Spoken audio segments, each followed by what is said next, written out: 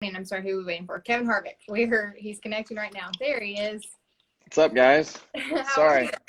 This is the first for me. No, that's why I was talking to some of your PR reps, and I was like, make sure that it's not a link that he's looking for. He just joins me on here. So glad we got you.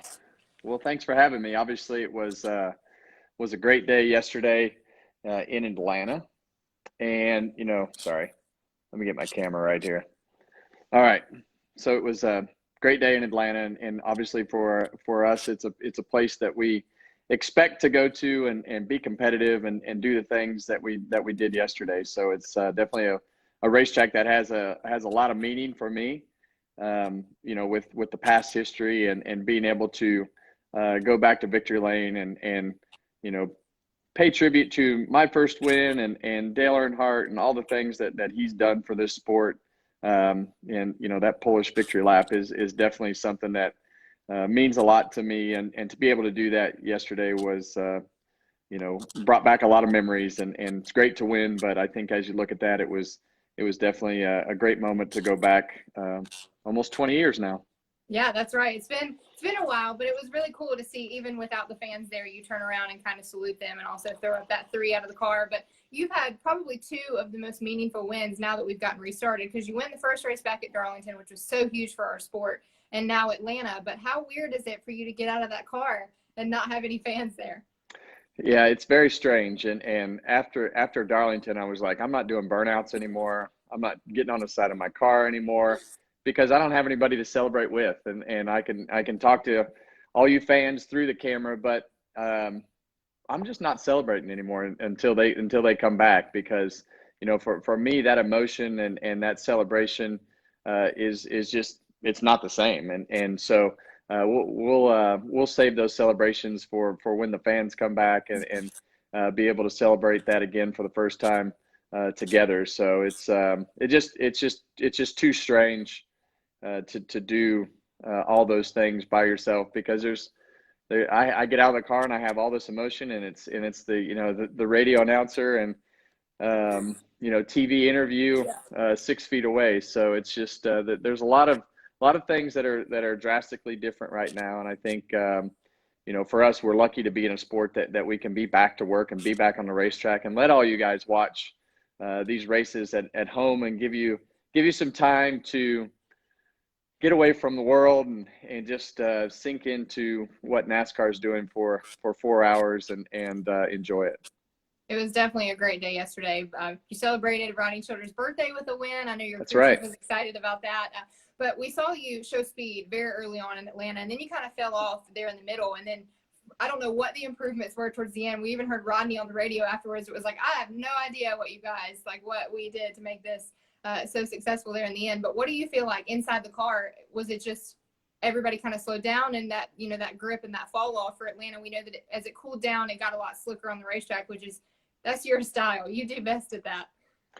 Yeah, I think for us, we were off from the beginning. I think everybody else just made their car better, as we got into the second and third runs, and our car just kept getting tighter as we would run throughout the first several runs, and really through the second stage. We had a lot of trouble firing off on the restarts. Car would just be super tight as we would fire off on the restarts, and in the end, that's what won us the race, was being able to have the car turn and do the things that we did on that final restart to get the lead around Kyle. So the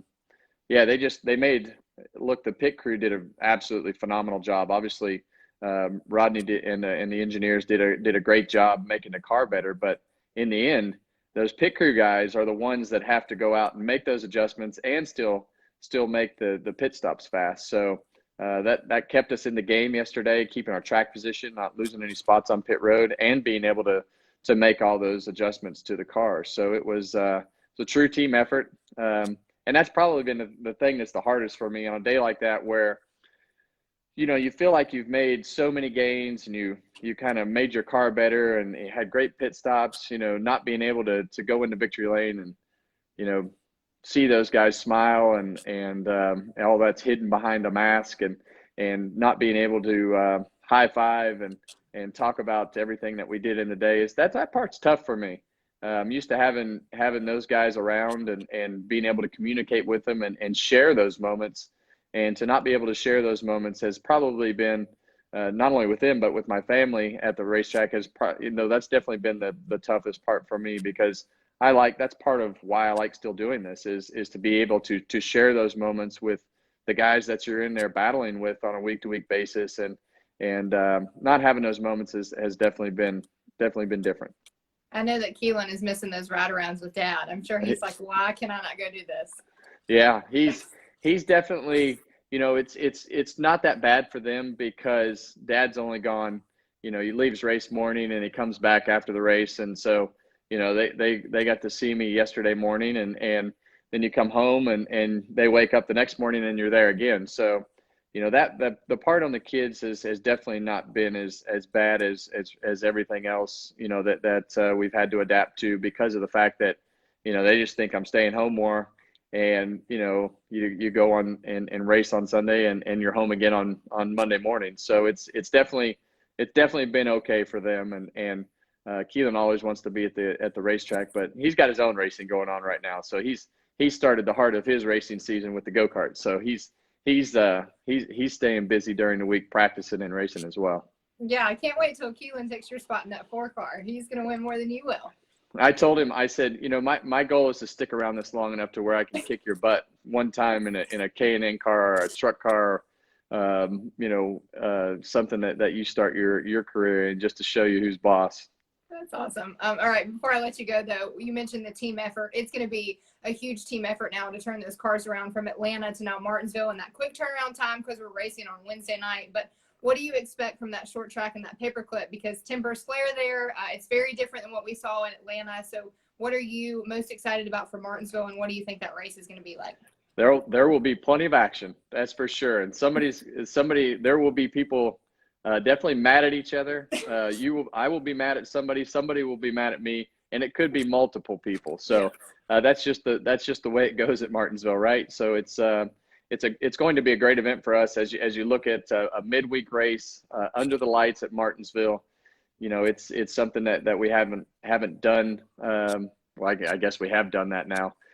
We haven't done before at Martinsville under the lights. So it's going to be a fun midweek race, and I'm looking forward to getting up there and I guess banging some fenders and having some fun on a short track.